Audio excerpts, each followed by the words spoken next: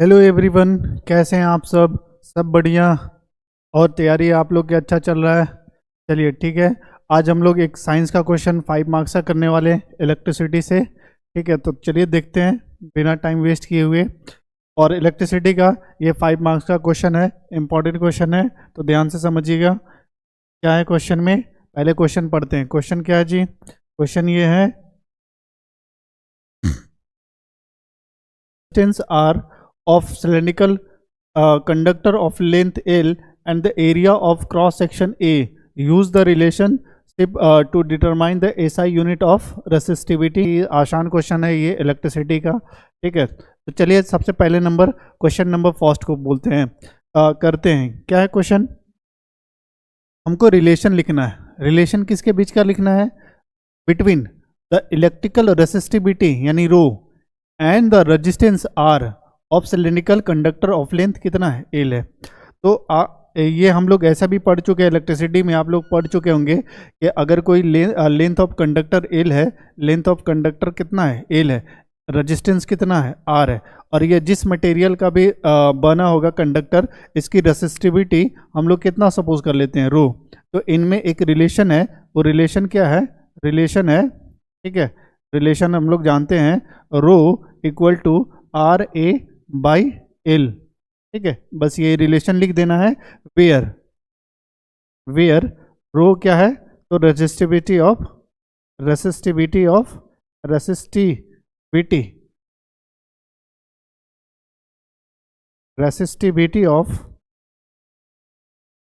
Wire. ठीक है, जिस भी मटेरियल का ये हो। और जो आर होता है, आर क्या होता है? Resistance of wire. ठीक है, रेजिस्टेंस ऑफ वायर। ठीक है, एल क्या होता है? L that is length of conductor, length of conductor, right. चलिए, तो ये फर्स्ट क्वेश्चन का आंसर हो जाता है। ज़्यादा कुछ नहीं है, बस हमको रिलेशन लिखना था। और साथ में क्या क्वेश्चन है? और साथ में इसमें ये भी है कि आप SI unit use the relationship to determine the SI unit of rho, यानी इस रो का एसआई यूनिट निकालना है। तो for SI unit of rho, तो रो के लिए एसआई यूनिट कैसे निकालेंगे? तो हमको पता है फॉर्मूला क्या होता है? आर ए अपॉन एल होता है, राइट। अब आर का यानी रेजिस्टेंस का, तो रेजिस्टेंस का एसआई यूनिट क्या होता है? ओम। और एरिया का एसआई यूनिट क्या होता है? Metre square. ठीक है, और लेंथ में क्या होता है? लेंथ का एसआई यूनिट क्या होता है? मीटर होता है। तो 1 मीटर से 1 मीटर कैंसिल होगा, और क्या होगा? ये दैट इज ओम मीटर आ जाएगा, यानी SI unit of resistivity is ohm metre.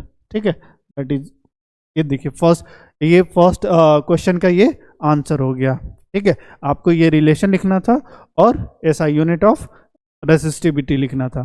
तो ये फर्स्ट क्वेश्चन का आंसर हो गया, समझ गए? ठीक है, आगे बढ़ते हैं, अगला क्वेश्चन देखते हैं। अगला क्वेश्चन क्या है? Find the electrical resistivity of the material of wire of length 120 centimetre and diameter 0.44। चलिए, ये सेकंड क्वेश्चन देखते हैं। सेकंड क्वेश्चन क्या है? जैसा कि एक लेंथ ऑफ कंडक्टर आप लोग को दिख रहा होगा, जिसका रेजिस्टेंस 3 ओम है, लेंथ है 120 सेंटीमीटर, जिसको मीटर में चेंज कर लेना है। तो मीटर में चेंज करने के बाद ये 1.2 मीटर आएगा। और इसका डायमीटर कितना दिया है? ये डायमीटर 0.4 mm दिया है ना। तो एरिया ऑफ क्रॉस सेक्शन ये था, इसका डायमीटर 0.4 mm देना है, दिया है। तो इसको सबसे पहले क्या करना होगा? मीटर में कन्वर्ट करना होगा। मीटर में कन्वर्ट करने के लिए आपको 1000 से डिवाइड करना होगा। तो 1000 से डिवाइड किए तो 0.004 मीटर आ गया। अब इसी को ऐसे लिख सकते हैं, 4 × 10⁻⁻⁴। अब चूंकि ये डायमीटर था, तो रेडियस निकालने के लिए अपॉन 2 से इसमें डिवाइड कर दिए। डिवाइड करने के बाद ये चीज़ें रेडियस आ गया। ठीक है, अब ये जो रेडियस आया है, इस रेडियस को हम लोग क्या करेंगे? इसका एरिया ऑफ क्रॉस सेक्शन निकाल लेंगे। क्या निकालेंगे? एरिया ऑफ क्रॉस सेक्शन, ताकि फॉर्मूला में, ठीक है, इजी हो पुट करने के लिए। तो एरिया ऑफ क्रॉस सेक्शन पहले निकाल लेंगे। एरिया ऑफ क्रॉस सेक्शन क्या होता है? Area of cross section that is, जो सर्कल होता है, तो सर्कल का जो एरिया होगा वही एरिया ऑफ क्रॉस सेक्शन निकल के आएगा। ठीक है, तो area of cross section πr², पाई का वैल्यू 22/7 ले लेते हैं, और r के जगह ये वैल्यू ले लेते हैं 2 × 10⁻कितना? -4 का होल स्क्वायर। ठीक है, तो ये 22/7 इंटू, ठीक है, 2 का स्क्वायर 4, और इसका स्क्वायर करेंगे तो कितना आ जाएगा 10⁻⁻8, ठीक है। तो ये लगभग में 3.14 ले लेते हैं, 3.14 इंटू 4 10 कितना -8, ठीक है।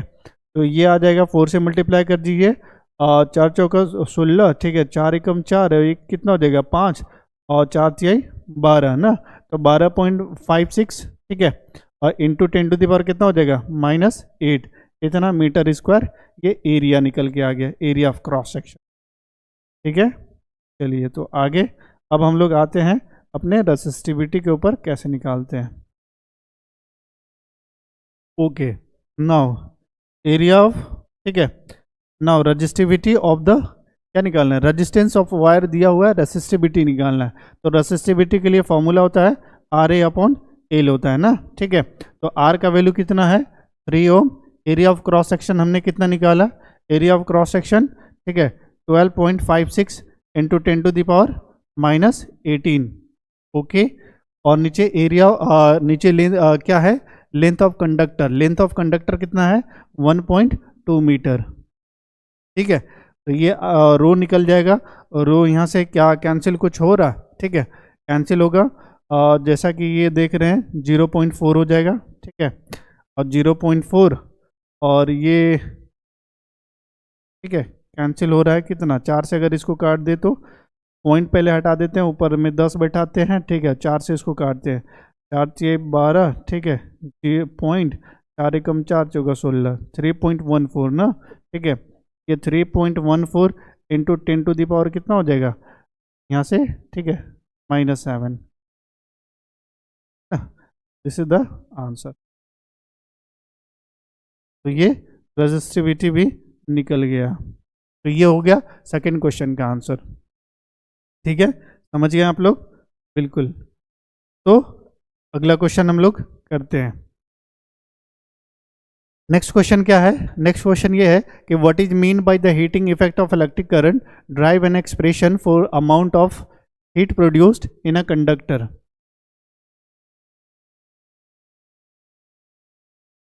तो हीटिंग इफेक्ट हुआ है कि when electric current is pass through the conductor, the electrons, जो इलेक्ट्रॉन्स होते हैं वो कोलाइड करते हैं, कोलाइड मतलब आपस में टकराते हैं, with each other, and they will produce a heat, मतलब जब दो इलेक्ट्रॉन, मतलब इलेक्ट्रॉन आपस में कोलाइड करते हैं तो उसमें हीट जनरेट होता है, वही हीट जो होता है ना कंडक्टर को क्या कर देता है, हॉट कर देता है, यानी उसको गर्म कर देता है।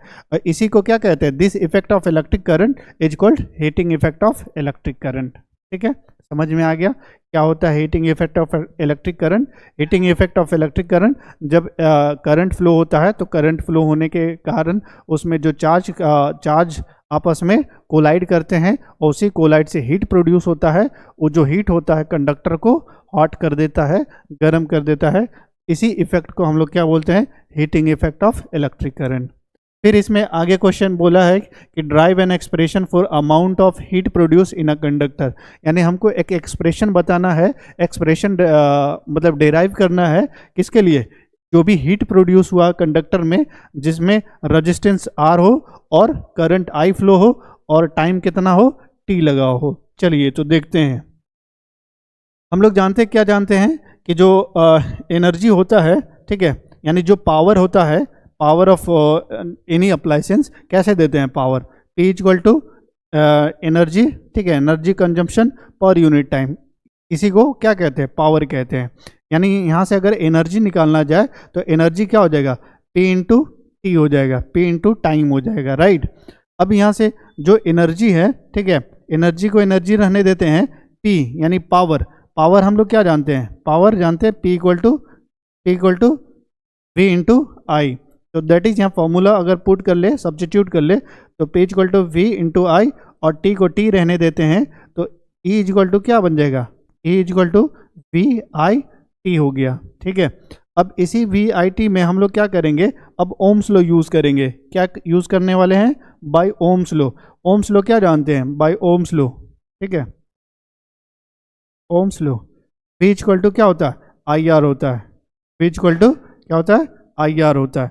तो यहाँ हम लोग सब्स्टिट्यूट कर लेते हैं, तो E इक्वल टू क्या हो जाएगा, V की जगह आई आर सब्स्टिट्यूट करते हैं, तो I इंटू आर, और ठीक है इधर से आई टी था।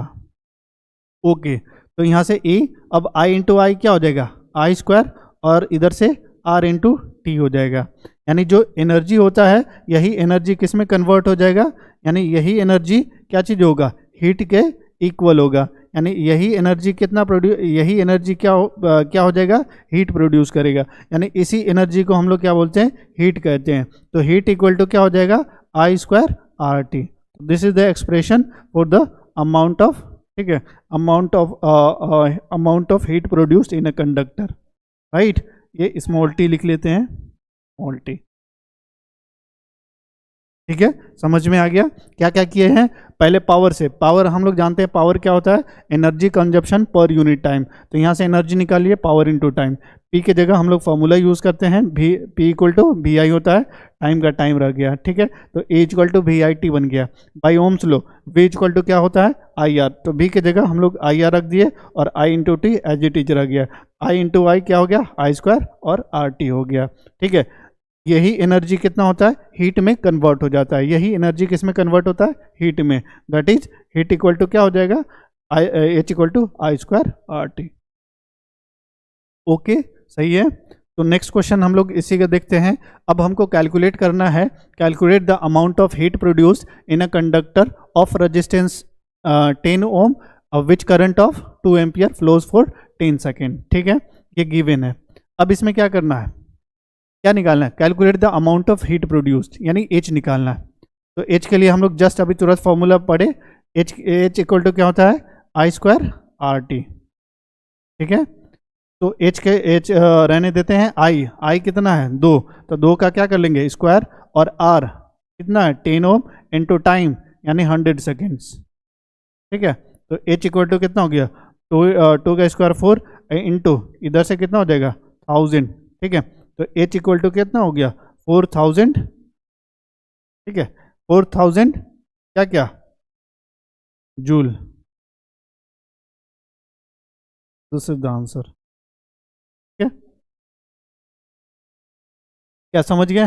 तो ये था इलेक्ट्रिसिटी का एक आसान सा क्वेश्चन जो आपके बोर्ड का PYQs था, ठीक है। ओके, तो दैट्स इट।